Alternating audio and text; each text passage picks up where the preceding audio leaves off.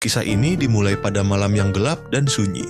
Sebuah rumah tua yang terletak di pinggiran kota, jauh dari hiruk-pikuk kehidupan sehari-hari, menjadi tempat tujuan bagi seorang penulis muda bernama Raka. Raka memiliki keinginan untuk menulis novel horor yang akan membuat pembacanya merinding. Ia mencari inspirasi di rumah tua yang terkenal angker ini. Raka tiba di rumah tua itu setelah perjalanan panjang. Rumah itu tampak menyeramkan dengan dinding yang kusam dan jendela yang tertutup rapat. Ia disambut oleh pemilik rumah, seorang lelaki tua bernama Pak Tono. "Selamat datang, Raka. Saya harap kamu akan merasa nyaman di sini," kata Pak Tono dengan senyum yang misterius. Raka merasa sedikit takut, tapi ia yakin bahwa rumah ini akan menjadi tempat yang tepat untuk menulis novel horornya. Ia membawa tasnya ke dalam rumah dan mulai mengeksplorasi setiap sudut rumah.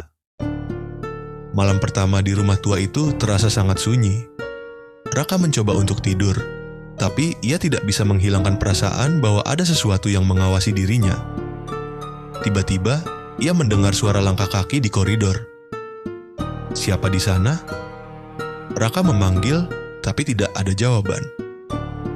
Ia memutuskan untuk mengeksplorasi rumah lagi dan mencari sumber suara.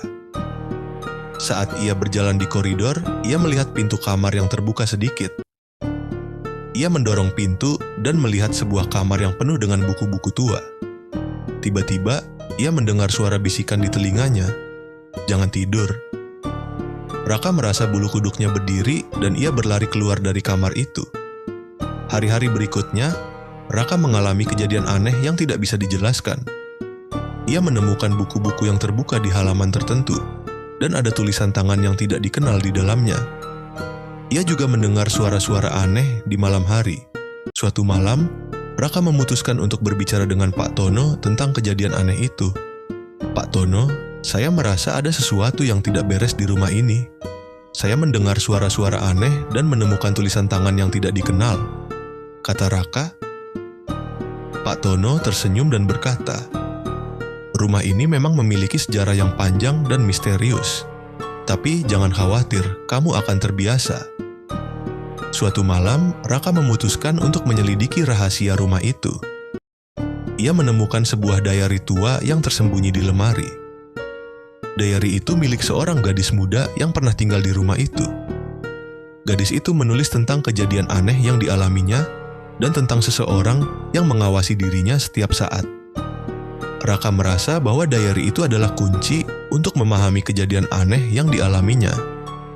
Tiba-tiba, Raka mendengar suara langkah kaki di koridor lagi. Ia memutuskan untuk mengikuti suara itu dan menemukan dirinya di depan pintu kamar yang sama yang ia temukan sebelumnya. Raka mendorong pintu kamar itu dan menemukan sebuah ruangan yang penuh dengan foto-foto gadis muda yang sama yang menulis diary itu. Ia juga menemukan sebuah catatan yang tertulis, "Rumah ini tidak pernah tidur, karena ada yang selalu mengawasi." Raka menyadari bahwa rumah itu memang memiliki kekuatan supernatural yang membuatnya tidak pernah tidur. Ia juga menyadari bahwa ia tidak bisa meninggalkan rumah itu karena sudah terikat dengan kekuatan itu. Raka tidak pernah meninggalkan rumah itu. Ia menjadi bagian dari rumah itu dan terus menulis novel horornya. Tapi, novel itu tidak pernah selesai karena Raka tidak pernah bisa meninggalkan rumah itu. Rumah itu tetap berdiri dan orang-orang yang lewat di depannya bisa merasakan kekuatan supernatural yang ada di dalamnya. Rumah itu tidak pernah tidur dan Raka menjadi bagian dari rahasia itu.